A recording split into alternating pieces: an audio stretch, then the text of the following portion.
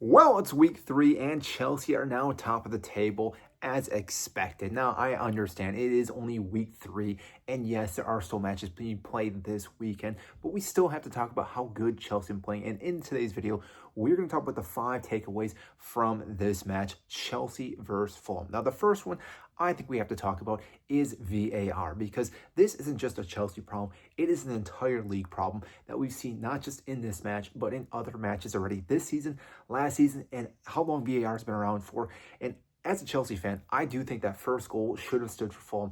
I don't think there's much of a foul in there. Now, I understand he did step on Chalobah's foot, but really when you think about where is his foot supposed to go, he's in control for the most part. I don't think he's going too recklessly into that ball. And like I said, that probably should have stood, but there's been so many issues with VAR. Now, the second VAR decision that was made, though, in this match with the handball, I do think that was the right call. I understand there was a handball prior to that with João Pedro, but we see that time and time again when there's a handball prior to leading to a goal, as long as it's not the goal scorer or, again, doesn't really affect the play, it then can be allowed. And therefore, again, this second handball, I think, was the right call. But overall, that first one should have stood. And like I said, we've been dealing with VAR issues, not just with Chelsea, but through the entire Premier League, though.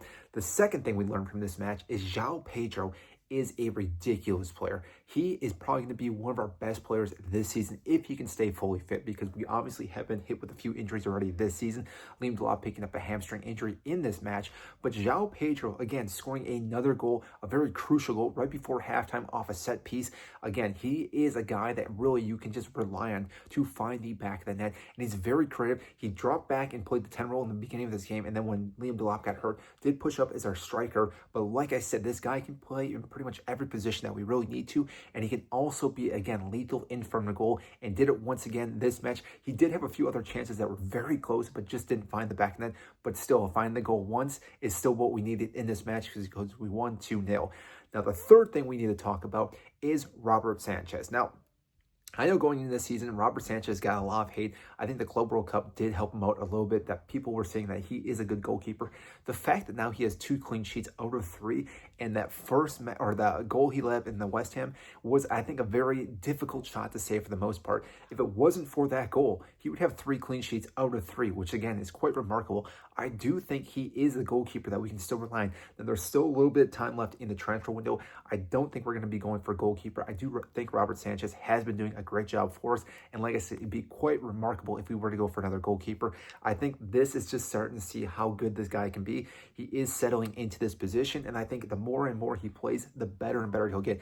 Now, will he still make an error every now and then? Probably, but for the most part, I do think, again, he's the guy that can actually help Chelsea lead to us to win a Premier League, which, again, I think probably sounds ridiculous saying right now, but if it does happen, I would say I wouldn't be shocked if he is our starting goalkeeper by the end of the season when we lift the trophy. But like I said, he has been making great saves this entire season. Now, number 4 we need to talk about then is the defense right in front of Robert Sanchez, because if we talk about Robert Sanchez and how well he's been doing, we obviously have to talk about the defense too. The fact that we got 2 clean sheets already, they have been playing so well, and the fact that Malo Gusto is actually starting over Reece James right now is quite remarkable. But it makes sense with how well we played in our last match against West Ham. You would expect to see the same lineup we saw in this game, and like I said, Cucurella, Chalobah, and Tosin and Malo Gusto all have been playing phenomenal. Now, I understand Reece James did come on in this match.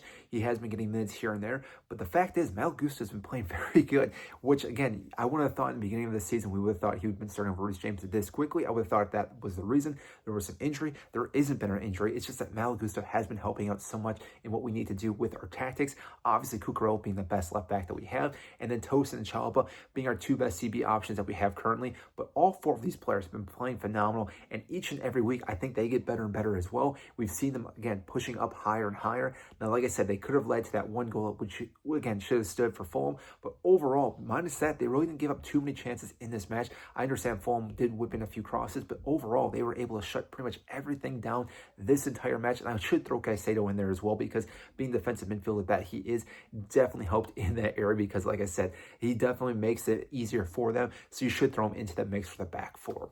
And number 5, the thing that we definitely definitely learned from this match is we are not heavily reliant on Cole Palmer.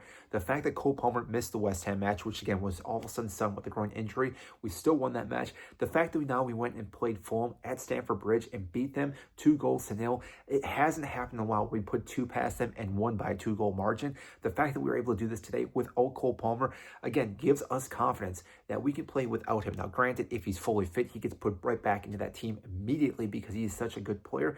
But we do have other players around him that, like I said, can step up to the occasion.